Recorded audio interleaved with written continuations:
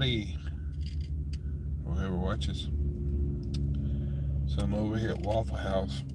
Had me two chicken sandwiches, and I wish I could freaking shake this dang cold or whatever it is. I don't know what it is exactly because I looked it up and everything says a cold, but there are a couple of things in it that says a sinus infection.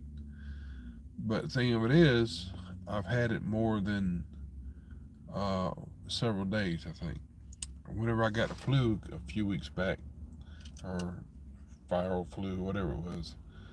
I stayed sick for a couple of days, and the cough and the stuff like that stay with me. It's like a chest congestion, and then it just feel like it kind of got in my nasals and stuff, and just like I can't shake it. Oh my gosh, and so I can't remember exactly when I still got the stuffiness and all this other stuff, and um, how all that felt, but it just I went to work the other night and I thought, oh crap, that's gonna come back on me. It's just I'm gonna get a fever. And I took one night. I was supposed to go in the night after I got my uniforms, but I told the account manager, I said, supervisor, I said, how about just let me not come in tonight because I don't know how I'm gonna feel. I don't know what's gonna happen or nothing like that. And so I took that night off, and then I came in the next night and I was kind of feeling crappy. I took some of this stuff right here, started feeling better. But the thing of it is, we were doing tours and stuff like that, and that's a big fulfillment warehouse. It's pretty big. It's not small by any means. So, walking down here at the L&N Depot Park, think I get a lot of exercise? Oh shoot, yeah, you definitely get your paces in then, man. I tell you what. So walking around pretty much the whole perimeter of the warehouse, and you kind of cut through a couple of things, but still it's the same length, northeast, south, and west. And then we go to this upper area called mezzanine, and that's a little big. That's about like one third the size of the whole warehouse. So anyway, it's just a good amount of walking. We don't have to do it all the time, but you got two people at the screening position who whenever they take the bags and stuff, we got to look through it and make sure everything's okay and nobody's taking anything and all that fun stuff. And then you got one person working at the desk who does the auditing and stuff like that, and does the badges and things, and kind of keeps a lookout on stuff.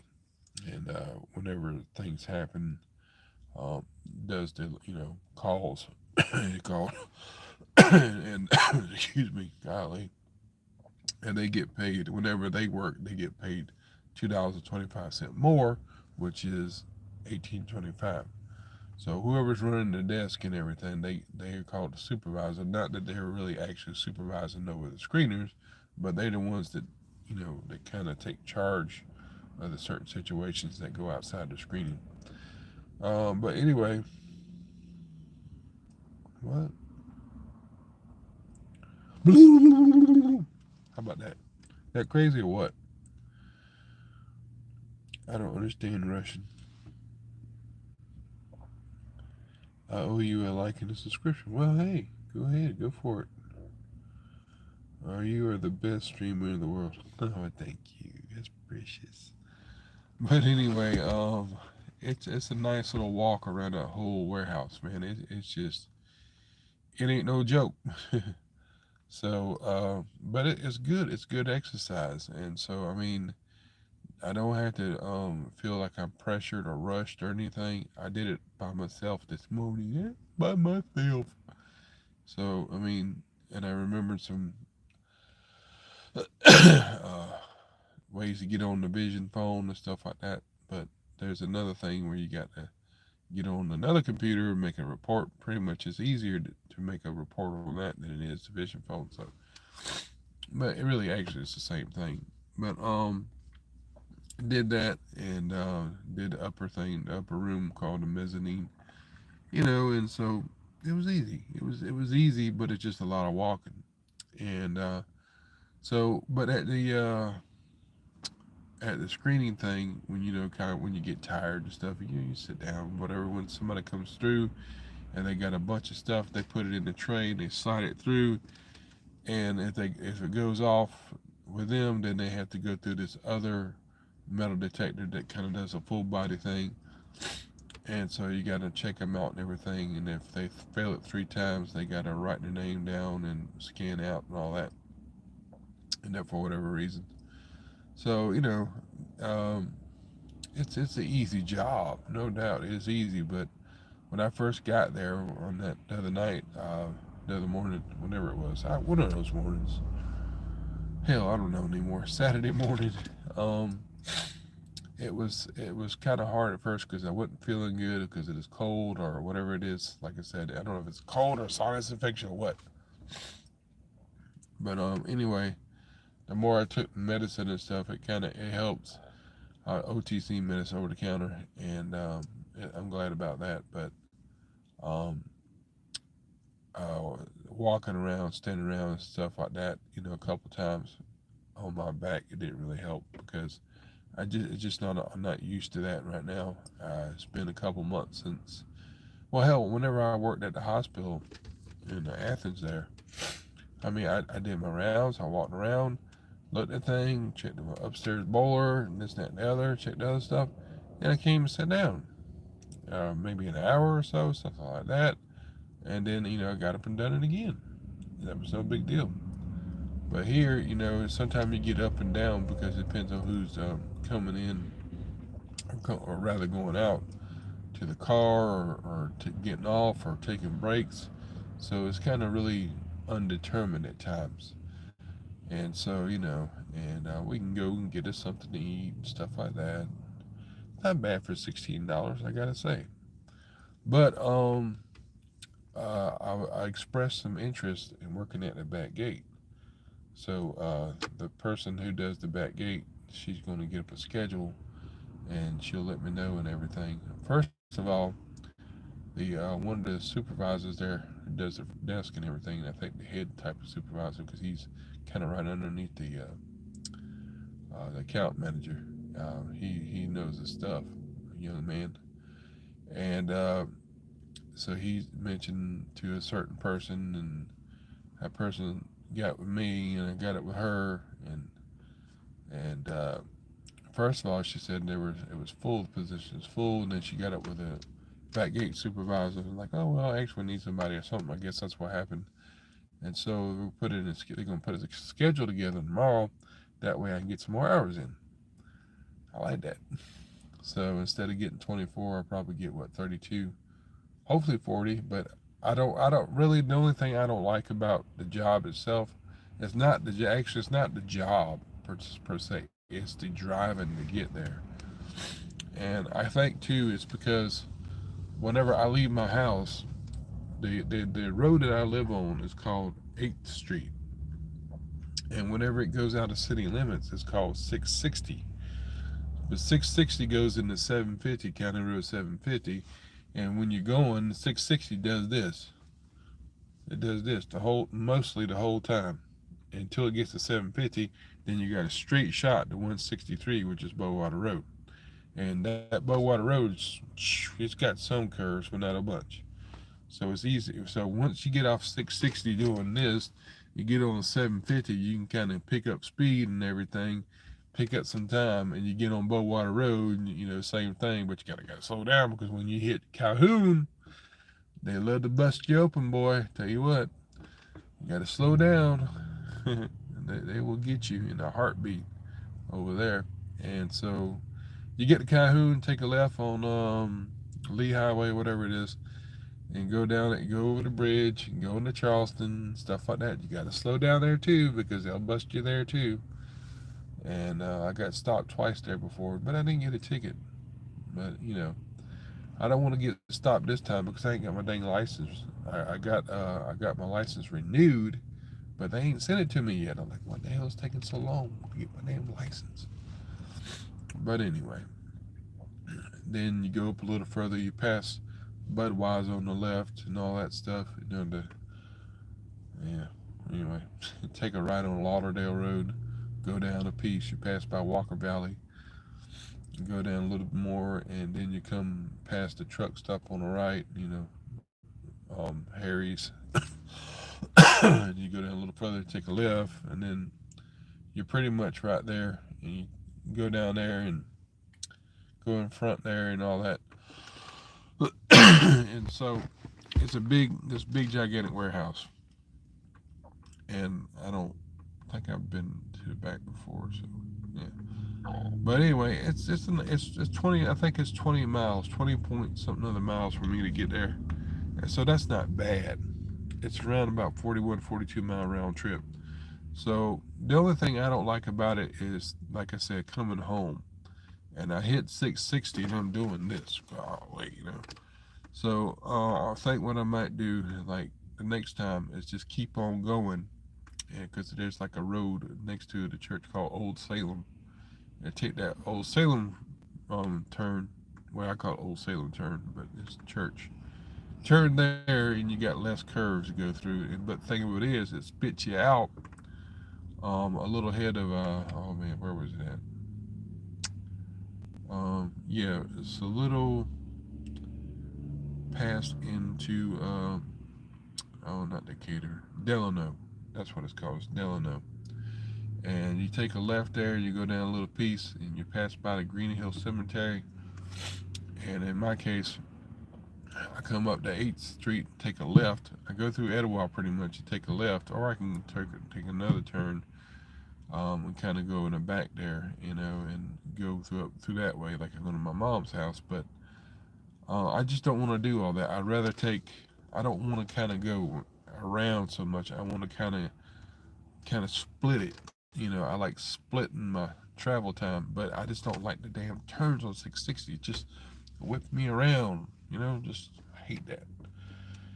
Just sitting there. I gotta watch out. Gotta be careful because this type of truck, this profile of this truck, you get it too sharp and it flip. So it's kind of high up. Oh really? Hello, hi. But anyway, I'm kind of looking forward to seeing what they got put together. I'm like, just don't put me on freaking first or second. And if it could, get the days close by. And I said, I told the lady who's at the back gate there, the supervisor. I said, hey, look, third shifts only. That's all I'm gonna do. And that I said anything else would throw me off. It would screw me up. So please don't put me on anything else but that. But I'm like, if we can, if you, it's like if you can work it out with the account manager as to what to do. As far as me going back there with you full time, that's great. I don't mind staying back there full time. But if she wants me to stay up there and do that too, I guess that's up to her. Because I like to do both, but at the same time, I like to be at the back gate because the back gate's pretty simple. You just gotta try to make sure everybody's got what they're supposed to have when they come in. You don't have to write nothing down. The cameras catch it and all that stuff. And so you have some time to yourself, and you just got to be there to make sure everybody's doing good and got what they need to get in and follow the rules and stuff like that. And if somebody acts up or wants to lauder or whatever, then you kind of got to like, hey, you can't do that, kind of thing. That's the same thing I've done before. And I told the lady there, the supervisor, I was like, I said, I'm your man for the job. I've done this kind of stuff before because I basically have grown up around trucks. I've been around trucks all my life, so I know how they operate. I know how they work. I know, how to deal with truck drivers. I guess I've dealt with people with freaking attitudes before, but my dad was a truck driver, so anyway, I got that understanding, and that's what I used to do when I worked at Cleveland in Cleveland after uh, my site at Mayfield let loose, and especially when I worked at Mayfield. Every site I've been to, just about, I've dealt with truck drivers doing security, and besides that, so hopefully everything will work out fine. And if I got to drive more often, well, I'm not so much against it. I just don't like coming through freaking. I don't like uh leaving at 8 o'clock in the morning when the sun's up. I hate that. I hate that with a passion, man. I really do. I'd rather leave at like 7 or something, when the sun's still down a piece. When I get home, I still got some nighttime left because it helps me get to sleep quicker. And so usually when I get home now, it's about 8:30. The last couple times I got home, it's about like 8:30ish. So I'll go in there. I might get a bowl of cereal, something other. Herbie's straight up underneath my damn feet all the time. I love him to death, but golly, he's like, Herbie, give me a break. But and then I go brush my teeth, stuff like that, get in the bed, say my prayers, get in the bed, stuff like that. And it's about like 9 o'clock. I'd rather it be like something like 8 o'clock, not 9 o'clock. So like my alarm went off. My alarm went off. Um, oh, Zelensky meets King Charles. How about that? My alarm went off and everything, and it was about 3:20 because I usually get up and come here and do all this kind of stuff, which even for these last 2 days has felt pretty darn good. I felt, other than this cold or whatever it is I have, and my lips drying up, chapping real bad, I have felt a whole lot better working, even just working a little bit so far. But that's going to change. I'm gonna have some more time, so that's good. And I felt a lot less. I felt like I got a purpose now, and that feels good. It really does, and having something to do. I kind of get a little paranoid sometimes, like hopefully my truck don't mess up on me and stuff like that. But looking back and everything, from 2018 to about this time, yeah, it's about this time, uh, 2018. Yeah, it's about 7 years ago. Um, from this point, it's whenever I started. Well, a little later. It was middle of March whenever we lost the contract. So March, April. So about 7 years ago is when I got pulled off of my Mayfield site, and because we lost the contract, we got it back though. And so it was, things since that time has been changing. I've been to several sites before working with Securitas, and so this new site, in Charleston, Amazon, it's different. And Garda World had it before and everything, and it just seems like it's a pretty good job. But when I first got there and they're talking about all this stuff, I kind of like, with every site, there's always something, But anyway, it just seems like a good site, and the people there are really nice. They're not, stuck up, snobby or whatever, but they have a lot of turnaround. People come and go through there. It's like a revolving door, security guards and stuff. And I'm like, I told the account manager that I'm not going to be one of those people. If I like the place, I like it. And if I want to get going, then I'm going to probably be miserable or something other. You can probably get me out. But that's like, for the most part, though, if I like the place, I like it, and or I'll find something else to do. And I rather, whenever I first got out there about almost 2 years ago, Garda World had it, and I was trying to get out there to do the back gate. And then again last year I was trying to do the same thing, but I got held up because of a certain person. I'm not going to say their name because that wouldn't be right. For whatever reason, and I would have been out there a year ago. I would have been further along. But here we are now because of different, because of remote recruiters. Uh, cool, thank you. It is 7 o'clock. It's almost 6 o'clock. It's a little past 6 o'clock. Uh, but anyway, I think I'm gonna like it. I'm just not gonna like the drive, and that ain't really got too much to do with the job. It's just that's what it takes to get there. And I've oh my gosh, I drove that same route for like after starting about March 2018, March April 2018. I drove that route for months and months and months, and then I quit and came back. I didn't quit, but I went to something else, and then I came back and did it for months and months and months, and then drove 15 miles to Denso. I drove there before, and several times because it's part time. I had a part time job with AutoZone. I had a part time job with Securitas, doing different things because I couldn't get full time at the time. So I did it for like months and months and months driving this same truck, So and I've had this truck about 8 years, something like that.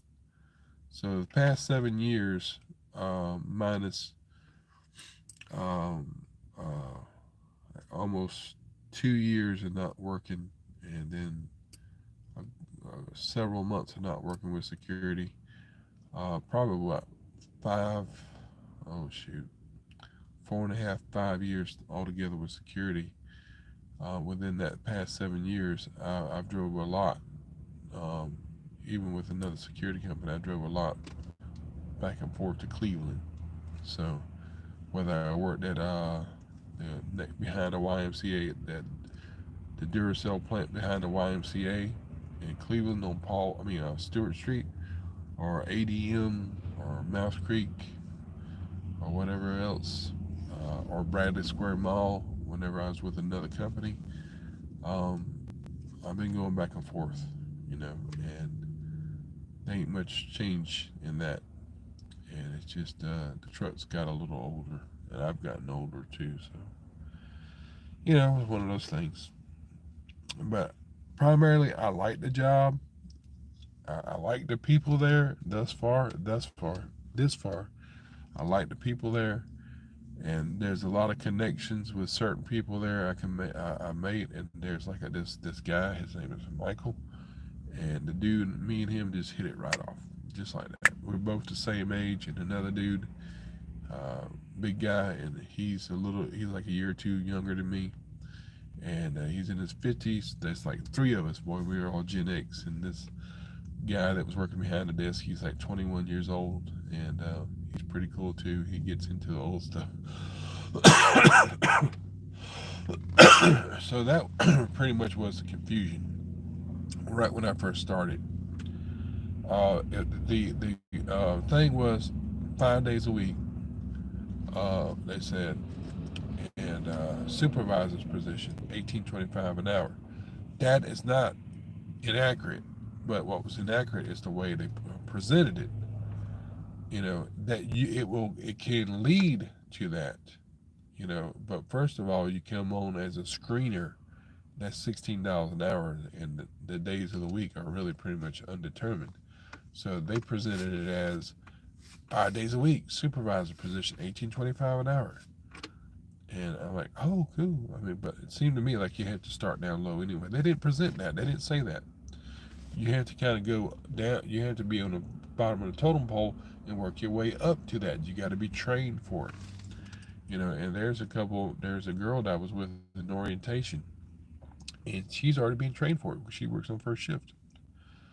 So since she works with the boss lady, since she works with the account manager, she's training her right now to do that. So she's making sure on her end, once she can screen and run the desk, which is supervising. And whenever you run the desk, you get 18.25 an hour. That's not a hard thing for me to do because I've done it whenever I worked at Denso. I was the lead guy on third shift there, and so we had we had three shifts, and I was one of the lead people. That is one of the people on that shift who trained people and stuff like that. And now it's a reversal, of course. There's always, with different sites, that's what happens. What you might be in one position at one point, and then, but then next thing you know, you might get transferred, or something might happen. You might not work for a while. Then you go back to it, and you go to another site, and somebody trains you. And it's like, oh well, I kind of this is familiar. I used to do this myself, but not quite like this. So it's always interesting. There's always something to learn. Always something interesting about security.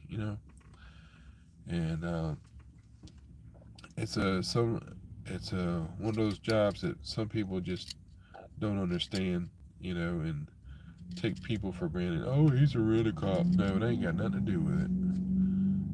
It's just we're just there for making sure that the company doesn't lose anything, that they go by their policies, and and I'm not going to say so much on there on about Amazon. If you already know about Amazon and their positions on certain things, they don't make no they don't hide anything when it comes to their wokeness and uh, how they feel about pride and stuff like that. You know, and I'm not going to say anything because that's just not my position, and I wouldn't. I'm not going to make fun of somebody because that's just not right. I have my feelings on it, but then again, we all sin, whether it's that kind of sin or another kind of sin. I'm not going to call anybody any derogatory names. I'm not going to treat anybody in a derogatory way because that's not my job, first of all, and secondly, that's just not my character. And if I say anything about the Lord Jesus Christ, then it's going to be short and sweet, and it ain't going to be judgmental of that person. So that's not. I'm not there to condemn anybody or whatever. Even we kind of talk about things like that. I wouldn't be there to condemn anybody and say, "Oh, you're going to go to hell because you're this, that, and the other, because you're woke or whatever, because you're in the Pride Month and all that, or in the Black History, whatever, Black Lives Matter and all that stuff." Oh, it's white people too. It's everybody. But I'm not there for that. So, oh really? Cool. I remind me of myself. I was looking in the mirror. I'm looking in the mirror right now. I'm looking right at myself.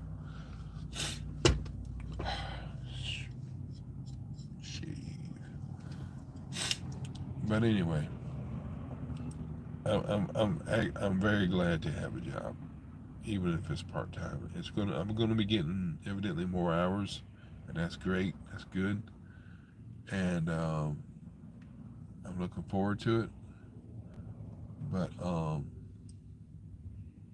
oh wow, it's supposed to be cold tonight. I'm looking forward to it, and and I thank the Lord for it every day. That I got something to get back to.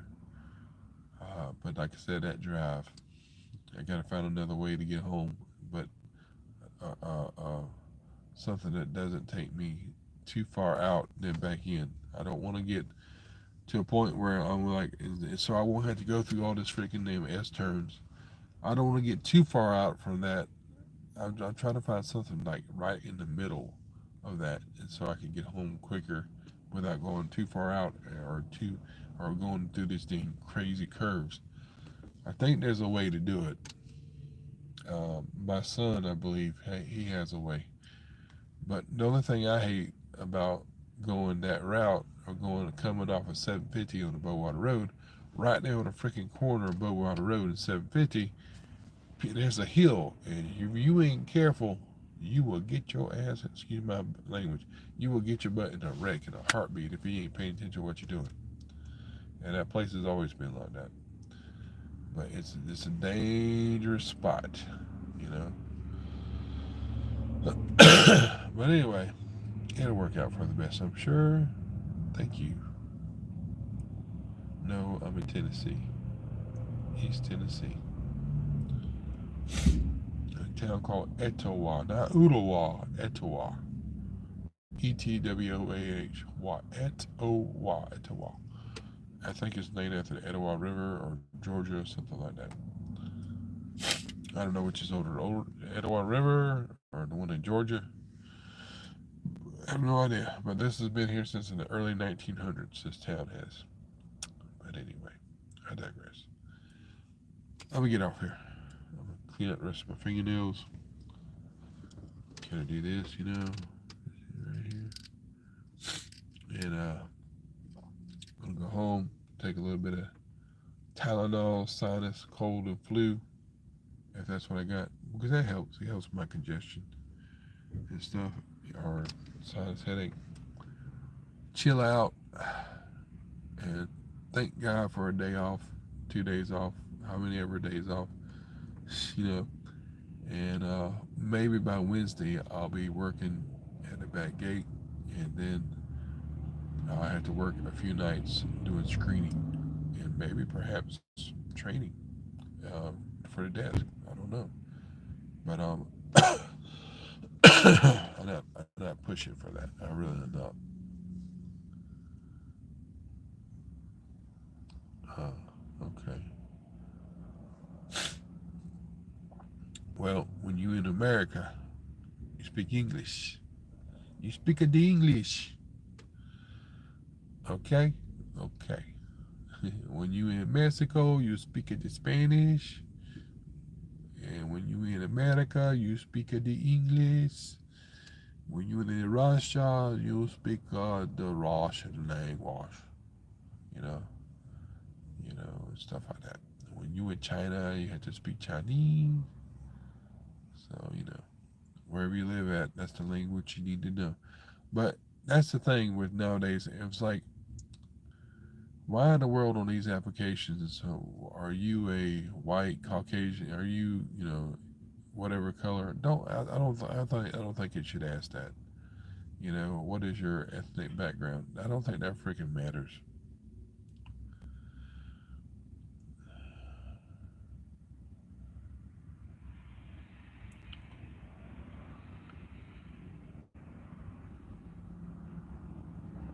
Yeah, I mean, whatever country you're in, speak the language or learn the language or try to. If you're in North America, if you're in this United States of America, the national language is English because that's what who settled here in English. And of course, there was some others and stuff like that, but the primary language is English. And don't promote Spanish as a secondary language. You know, promote English as English because a lot of people, especially when you get like whenever I get on there to clock in, it'll come Spanish will come up and French will come up. I'm like, okay, that's taking up a lot of time me listening to that before I press a number. Just put it in English so I can hurry up and clock in and get to work.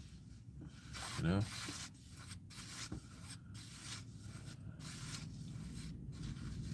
it's no, it's Trump put in the signed into law or whatever executive order that English is the official language. English is the official language of the United States of America. He put that in the other day. Yeah.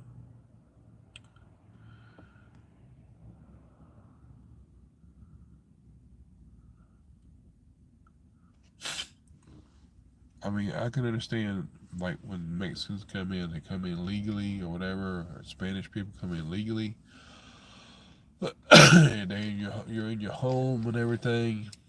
I don't think that businesses or whatever else should accommodate people by speaking their language. They should say, okay, well, we'll help you learn English, and so you can speak like the rest of us, the primary language, the language of the country. Even though you speak Spanish with your family, your members, whatever, it shouldn't be to a point where the United States or any other business or whatever has to accommodate you by speaking your language so you can stay in your language. When you come to this country, you should learn how to speak English. If I go to Mexico and live in Mexico, I should learn how to speak Spanish. That's not a one-way door. It's a two-way door. If I go to I go to live in France, I should learn how to speak French if I live there. because that's the way they communicate. Of course, at the same time too, English is a big language, is all over the world, and if people understand it, that's a different story. But when it comes to the living residentially type of things, not international. Internationally, English might be the world trade language, but when it comes to living in the state or Providence or whatever, in other countries, in the region, it's best to learn their language, I suppose. Oh, really? That's Chinese, huh? Toing, toing, toing, toing, toing. Uh, that I was making fun of anybody. Matter of fact, I was just that's what it sounds like. It's so freaking stuffy. But anyway, I think I'm gonna get off here. I can't do that no more. Cantonese. I can't do kick flips. I don't know if I could do it the first time I could do it. I was with last night. I was with one of the screeners. He's a security guard like me. He's about my age. He's a little bit older than me. Peace to you. And he's a wrestler, and he was throwing his foot up, and he kind of showed me about it. And I tried it, and then there in the back of my leg, I was like, oh man, it's like I ain't done that in a while. So he was like a wrestler, and I was like, I tried that, and yeah, didn't really work. He's a little bit more flexible than I am because he was a wrestler. So the old age is getting with me. I took martial arts. I was a blue belt in Taekwondo, World Taekwondo Federation, uh, and I was a blue belt in Ishinru Karate. So I was an advanced or intermediate or whatever that was called in both of those, karate and Taekwondo. So I had a little bit of training. What we got? What we got? If you confess with your mouth the Lord Jesus and believe in your heart that God hath raised him from the dead, you will be saved. Well, it's true. But let's see what that says, Daniel. Let's see what the King James Version says. And I'm sure it says pretty much the same thing. 10, okay. That if thou shalt confess with thy mouth the Lord Jesus and shalt believe in thine heart, okay, that God has raised him, and it says here, that God hath raised him from the dead, thou shalt be saved. Yep. So you must have an ESV or something, or NIV, or New King James Version. Is that what you got, Daniel? Hashburn? What are you taking that from? That's what I should have done. I should have made a live about Bible stuff, not so much about my job. That's what I should have done.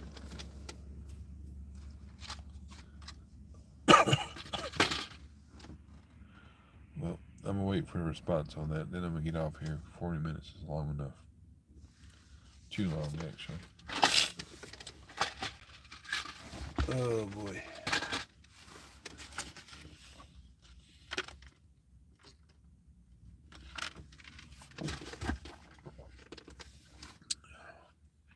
Okay.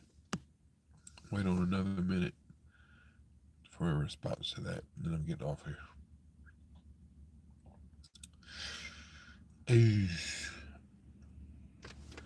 Skadoosh. Skadoosh.